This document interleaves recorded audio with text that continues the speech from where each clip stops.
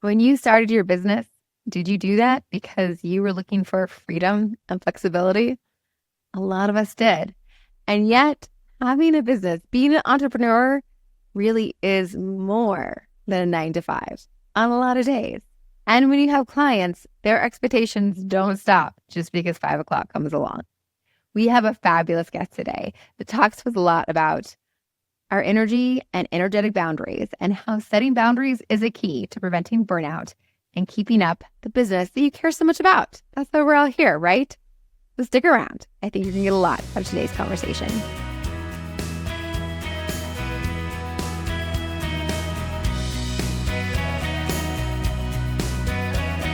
Welcome to Authenticity Amplified, your resource for attracting and connecting to your ideal client. The ideal podcast for mindset, messaging, marketing, and podcasting for entrepreneurs. Today, we are going to be connecting with a wonderful guest. Britt is a designer and podcast host for Mama and self-appointed nature ninja. I love that, nature ninja. Britt comes from a background in sustainable development and commercial construction and brings both of these areas of expertise into her design projects. Today, we get to know her and get to talk about energetic boundaries, which I feel like is a really important thing that goes with mindset for entrepreneurs. When not designing for clients, Britt is either taking care of her four-legged family members, but she has a new one, which we've chatted about a little bit today, and I'm sure we'll enter the conversation somehow. Competing with her horse or teaching design students how to launch and grow their own businesses. So she's very connected with entrepreneurs and this path that we are all on. She also has her own podcast, which I'm sure will also come up. So, Britt, thank you so much for being here today. Thank you for having me. Yes. So we always have like a little warm-up opening question. So tell me about a time in your career when you felt the most valued and the most excited about your work. Ooh, that's a good one. The most valued, I truly feel the most valued when a client sees the space in its completion and they look at me and they go, oh my God, it's so much better than I thought it would be. And it just gives me this like warm and cozy feeling that all of that hard work, all of those challenges we encounter along the way, I do renovations. There's always something that comes up. And at the end, you actually hand over a space to somebody and they really, truly love it. And then I love even more like months down the line where I get the messages that are like, we still love it so much. Or like, you should have seen our holiday party. Everyone was like drooling over it. So like those types of things are super amazing to hear. And that's where I really do feel valued for what I bring in that sense of the business.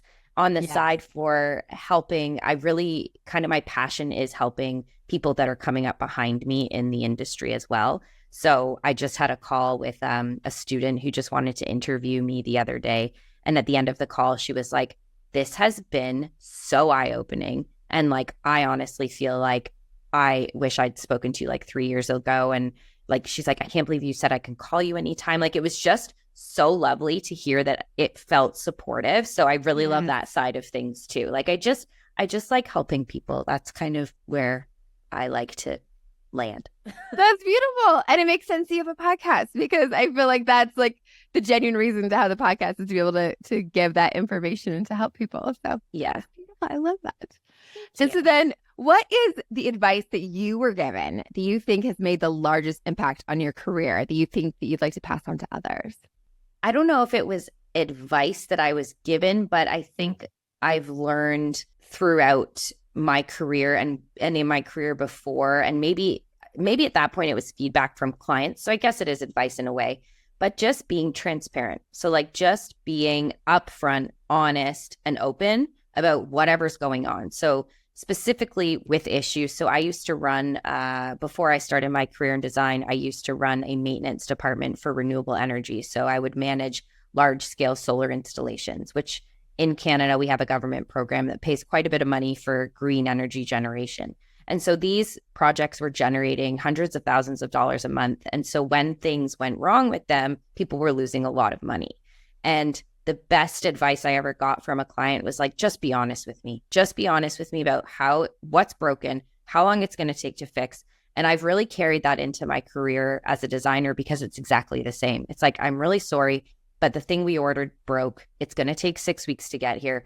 And if you try to like get around that and be like, oh, it's fine, everything's going to be okay, you just piss people off in the end. And so my advice is really just like, be as open and honest as you can, and set expectations reasonably, because the worst thing you can do is like overpromise and underdeliver. I always say you have to underpromise and overdeliver, because somebody's going to be a lot happier if you're like, listen, it's going to be 6 weeks, and then in 4 weeks you're like, hey, it's here, and they're like, amazing. If you're like, it's going to be here in 4, and then it's not till 6, they're like, dude, you said 4, what's going on? So yeah, transparency, honesty, and just having integrity with what you are saying to people. Say it with kindness, even if it's bad news. And I think for the most part, people are generally receptive to that. Oh, that is so beautiful. So Authentic Connections is my podcast network. And I found that I just had a call with a potential client yesterday. And on one hand, they were disappointed. They really thought that they were going to hire me and that they were going to like launch their whole career with a podcast in January. And we had a great conversation, me explaining like, this is how it works. Like, yes, I have amazing podcasts. We have one that's launched in the top 5%. Like most of them launched in the top 10%. Like, great things could happen. Podcasts are amazing. However, there's layers to this, and there's like things that you should have in place for that to happen. And a podcast is often one piece of a business and one piece of a puzzle. And there's a lot of people in the podcasting space that you spend a lot of money just on their workshops that launched a podcast that promise you the moon. And I love that they're so motivational and they talk so positively about podcasting. And I want more women in this space, but I fear that a lot of women get into the space thinking, oh, this is a magic ticket. This is a magic thing to have a podcast. And those are the ones that have 3 or 7 episodes because they don't get listeners the first day. And it doesn't work that way. It's a long game. Like you have to invest in due time, and there has to be a plan and a launch plan. And there's so much more to it. And it is more of a long game. And so I'm very honest and transparent, and I will help you and be there with you every step of the way. And you need to have a list and people that you're talking to your podcast about. Like just putting a podcast on these outlets like Apple and Spotify and these places is not going to just mean, oh, I'm discovered and this is it. Yeah. And so being really transparent, I think, and authentic connections with my network is, I think, really key. So that's beautiful. That's great advice. I think for any business to not be afraid of being honest, and people will respect you and connect with you when you're telling them the truth. So yeah. That's beautiful. That's beautiful. So as we talk about working with clients, I love that you have this piece around the energetic boundaries and how to serve people and connect to them, because you've talked about how important that is to you, while being able to like take care of ourselves, because I think that's a hard balance for a lot of entrepreneurs. So talk to us more about that.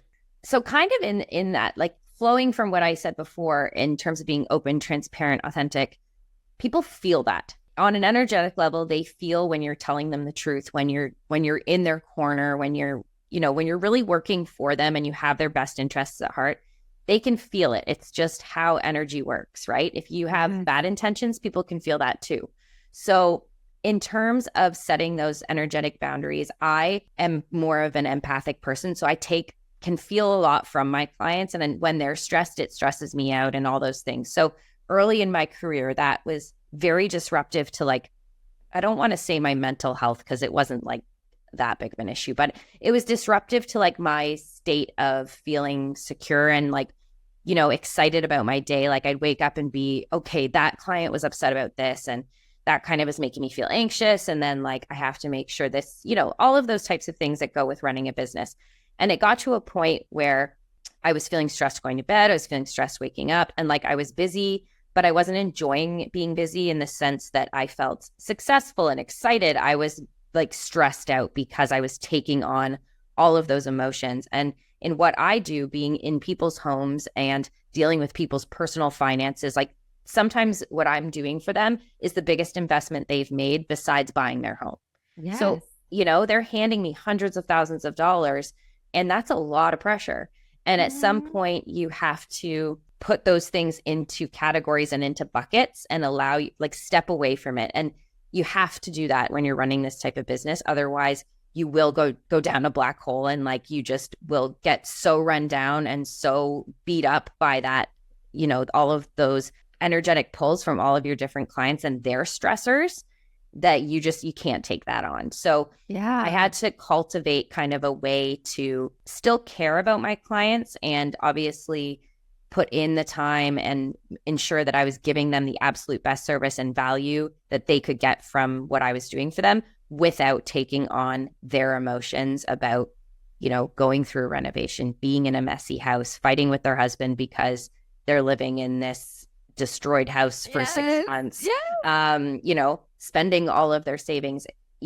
They chose to spend their savings. I didn't go in there and rob them and force them to do it, right? So you have to kind of put that block in place and support them through it without allowing it to, really get to you. And a few ways that I really started with that is I made firm boundaries around when they could contact me. So one thing that really stressed me out a lot was because people have full-time jobs and they're out of the house all day and I'm working 8 to 5 doing my job for them, they'd get home at 5, look at everything that happened that day and then be like, text, email, call.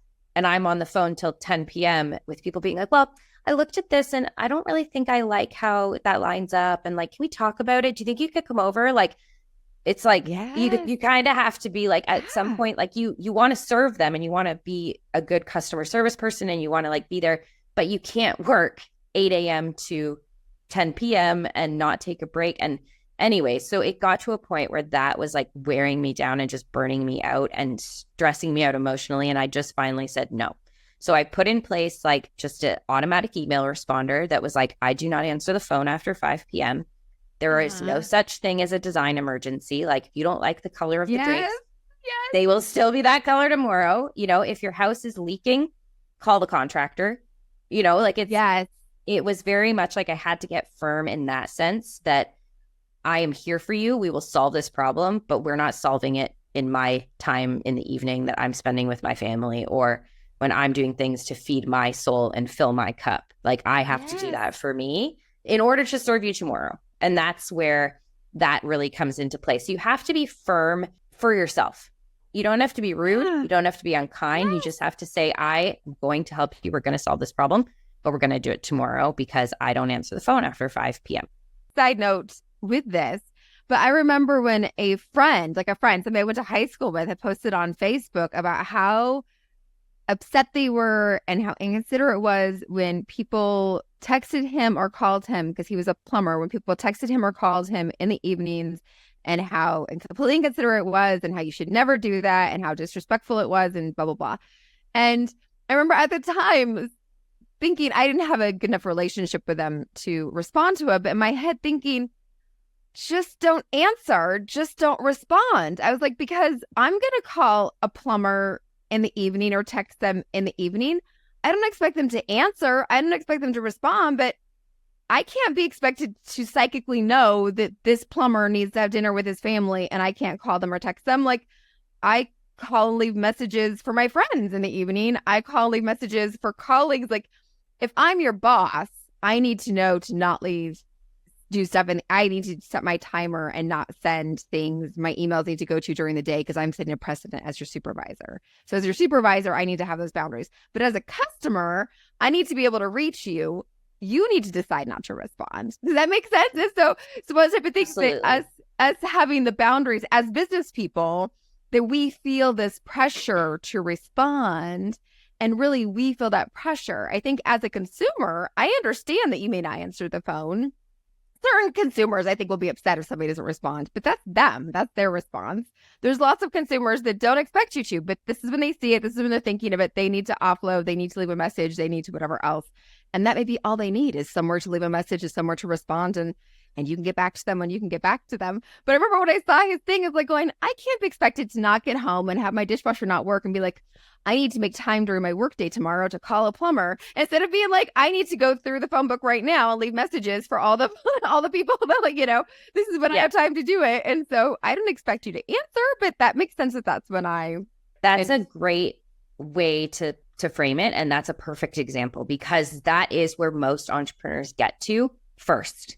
They get to a point where they're pissed off and they're like, why are you calling me at 7 p.m.? This is bullshit. Like that is, you get to a point where you're so burnt out that you feel like that plumber did.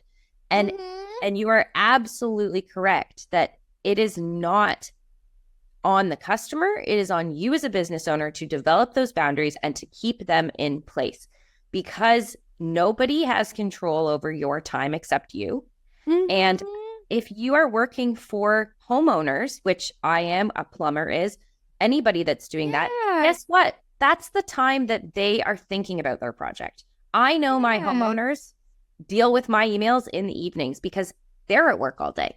They're not taking time out of their work day to email their designer. They're doing it in the evening when they sit down after dinner. Their kids have gone to bed and they're going, hey, hun, we need to look over these kitchen drawings and get back to the designer. So I used to be like, how dare they email me in the night? And then I'm like, guess what? I just don't have to answer.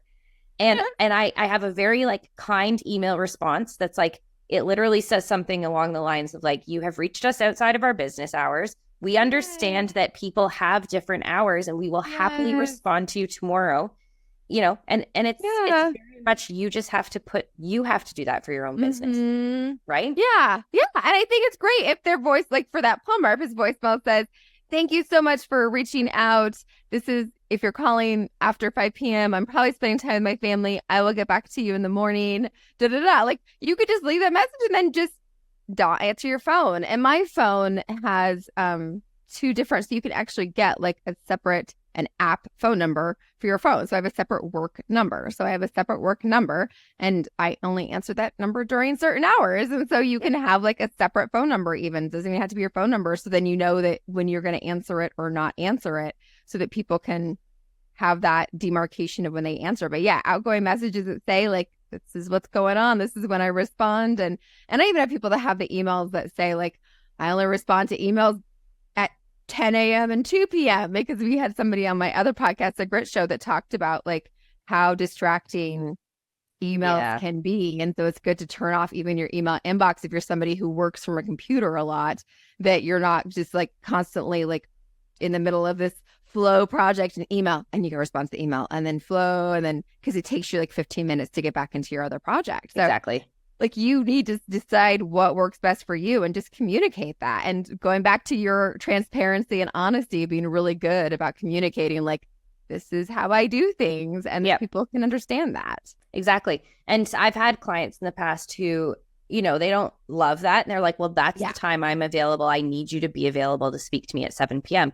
I said, no problem. I have an evening and a weekend rate. If you'd like to book time with me in the evening or the weekend, you have to pay extra because I work all day. So that's how I nipped that. And they go, oh, okay, well, I guess I can make time on my lunch break.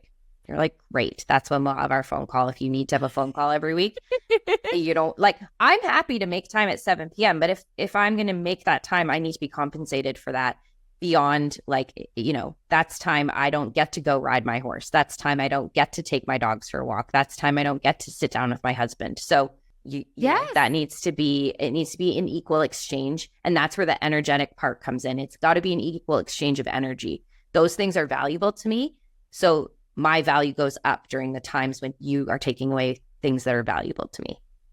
That is brilliant. I love it. Or even having it, if you're somebody that doesn't mind like one night a week that you work, like, okay, so Thursdays I work until 7 and these are the slots available. Exactly. They're filled. Yeah. I know that with my recording podcast that I record with folks in Australia and other countries that are totally different time zones. And so for that reason, like I intentionally have like usually one night a week that I work later and one night a week because I'm also on the West Coast in the US. And I don't like recording before 9 or 10 a.m. because I need to wake up. But I have folks on the East Coast, so I always have one morning a week that I start at 8 a.m. But it's only one morning a week that I start at 8 a.m. because I don't like starting at 8 a.m. So I start 8 a.m. one morning a week for folks on the East Coast of the U.S. and I stay until 7. Well, usually 6 p.m. is all it takes. So I usually stay till 6 p.m. one night a week for folks that are in other countries so that they get up early to start their day with me, which is very generous for those times. And so to find like when you can do that and then just plan accordingly of like, if you have one late day and then work your schedule so you get up early on Fridays because you work late on Wednesdays or Thursdays to come. Yeah, exactly. Or like take the morning that day if you're going to stay. Yes. If you do a job like mine or say you're a realtor or something where you have to be available in the evening for whatever reason, or you have clients that can only do the evening and you need to make that time, then if you own your own business, you have flexibility in your schedule. If that's what you're going to do, then do a 12 to 8 p.m. one day. If that's what you like, and in the morning, go to a yoga class or do whatever it is, like clean your house, whatever you need to do that you can't do in that evening, just shift it to the morning. So there's ways to work around it. But I think, I think knowing what you need. Yeah, exactly. Yeah. And I think that the big thing is that having that mindset of why you're doing it and understanding the toll it's taking. Because I think sometimes people do things begrudgingly and to people please and because they think they have to. And that takes such an energetic toll on us when we're doing it for that reason. Instead of realizing, no, these are choices I'm making. I'm choosing to answer the phone during dinner and walk away from the table in my family, or I'm choosing to be angry at my clients because they're calling me at these times. And these are all things that I am choosing. And so I can choose to not work during this time, and I can choose to be clear about my boundaries. I can choose to charge more if I am going to be available during these times. And so to figure those things out. I love this. This is so helpful. And I think for entrepreneurs, this is so valuable to be able to have this balance as we're setting up our ways to do things and maintain our energy, because we have to have all of us in this. It's not just our mind of like, oh, to be successful, I have to work 24 hours a day and do all these things. Like, no, we can do this in a way that feels good to us. And we need it to feel good and flow with all of us and be good for our well-being. Like, as you said, like mental health, well-being piece, like it needs to flow for us. And as creatives, like, so my podcast, the CEO podcast, it's for creative entrepreneurs on fire, is like the CEO part. I love it. But also, you know, it's kind of tongue in cheek, but you have to, like, for anybody who does something like you and I do, like you do podcasting, like that takes a ton of creativity, but then you also have to run the business. And that's so much energy. And it's energy that's drawn from like different areas. Like the business energy is very masculine. It's very strong. It's very like, I need to do this, get it done. The creative energy is very feminine. It's very like head in the clouds. And you have to be able to shift between those things. And if you're constantly being like pulled in a bajillion directions with phone calls and emails, and you have no structured time and structured like ways that you tap into that energy, don't get anything done. Like you end up exactly like you said, like you're in the flow and then an email comes in, and like that's a perfect example of how we have to create these boundaries, not only with clients but with ourselves, and be strict with ourselves to be like, today is a day for creativity. I will not do any billing today. I will not check my emails today. I am going to sit here and I'm going to be in the flow. And that's really hard for creative people, because we do have like a little bit, I find anyways with myself, I love to hop around. It's like I have 20 screens open like most of the time on my computer, and I'm like, do a little bit here, do a little bit there, but it's not the most productive. And I find I'm more productive when I'm able to like hone in and be like, okay, I'm working on this right now. Yes. And that's so true. And it's so hard because we may try to batch things. We're like, okay, so this morning I'm going to do billing, or this morning I'm going to do this like concrete project. But then we can't get to our creative energy because we need like entire days.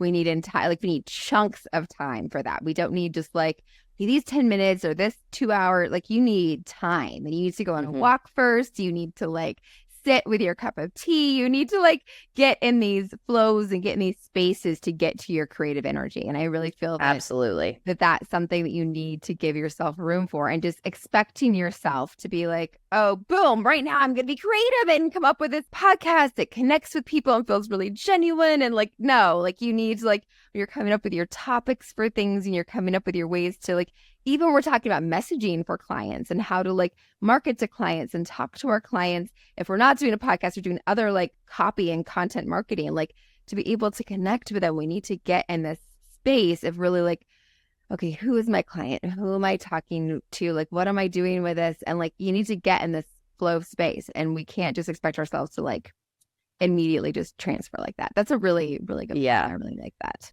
Yeah, for sure. And I totally agree with what you said. And I feel that so deeply, especially in weeks where I've got like meetings kind of scattered, and I'm like, okay, I will get to like this today. And then I finally have like a 2 hour window, and I'm like, oh, I need tea. I need to sit down. And then like I'm at an hour and a half, and I'm like, okay, here we go. And like, you're like, I can't do it today.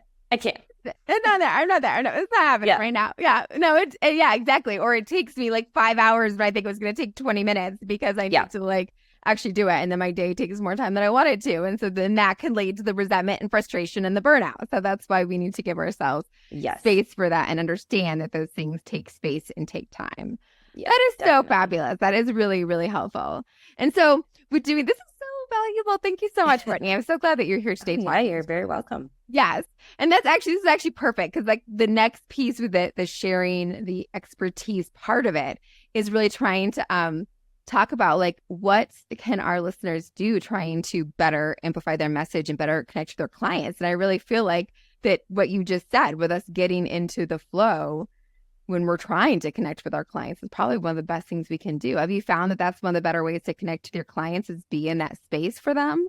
Yes. I think when I'm feeling burnt out or overwhelmed or just like run around the clock, it's very hard for me to like get to a client's meeting and be like, here I am.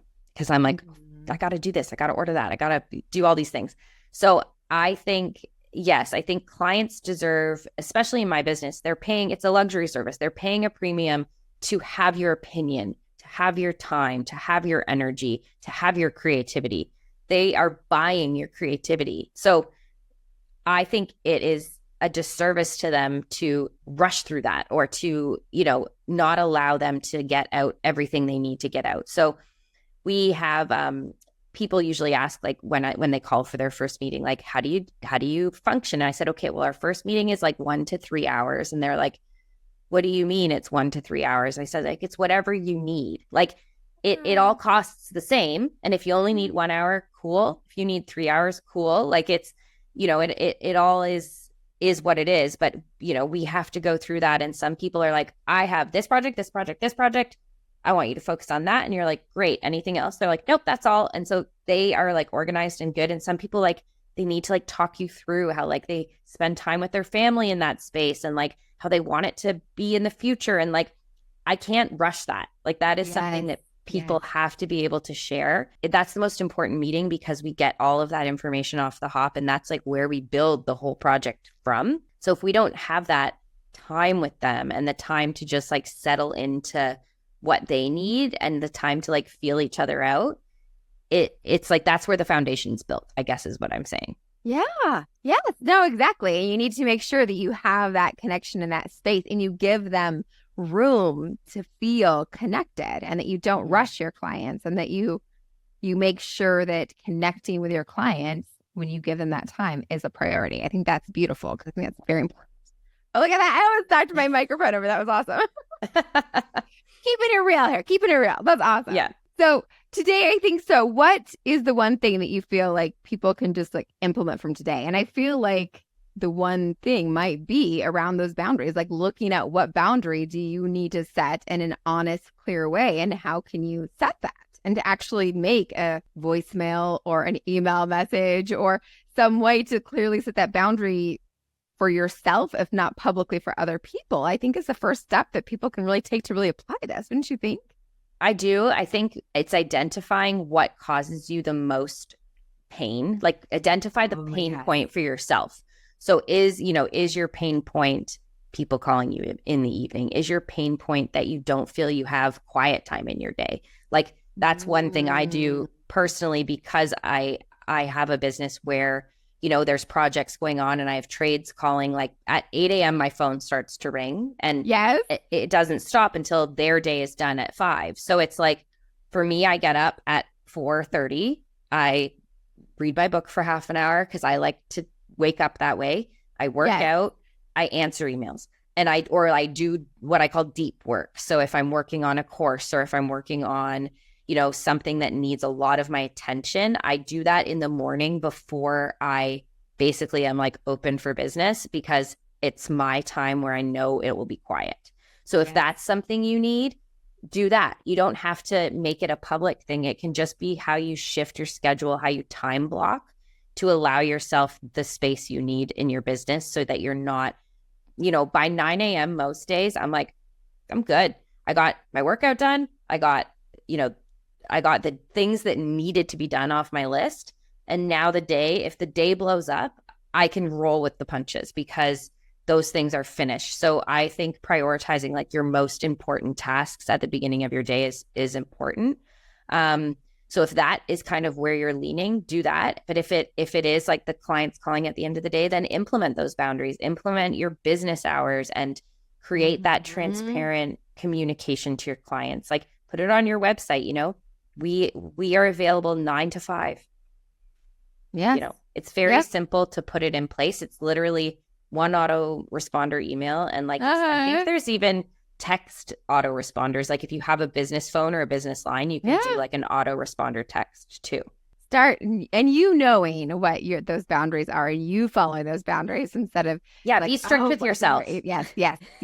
You hold yourself to your boundaries first. That's like the probably the hardest part is holding yourself to it. Absolutely. Because especially if we're in these, like, I want to say like mission-driven businesses, or like really connecting with client businesses where we really care about our clients and serving people, like it's kind of hard for us to be like, oh, but I want to be helpful and I want to answer this call. Like you need to do that for you and to make sure that you can be your best self and you're not burning yourself out. So those are like, there's that saying, like, you can't pour from an empty cup. And it's absolutely that. Like you are doing nobody a favor. Yes. You are not being 100% yourself, and you cannot deliver the value that the client is paying you for. You're actually like you're stealing from them at that point. If you are delivering to them out of emptiness, you have to be able to be in a place where you are full to be able to serve them in the way that they deserve to be served.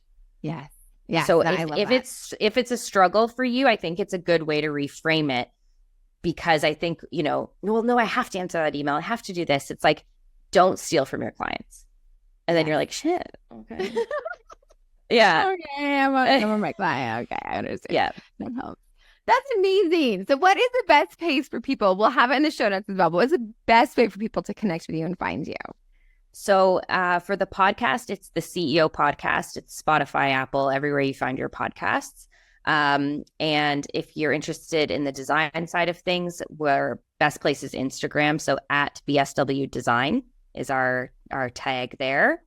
So we're based in Toronto. We operate all over the GTA, but we will take on projects elsewhere if anyone's interested. So yeah. That's amazing. Thank you so much. And thank you for being part of our audience as well. So 80% of small businesses may be solopreneurs, but that does not mean you have to do it alone.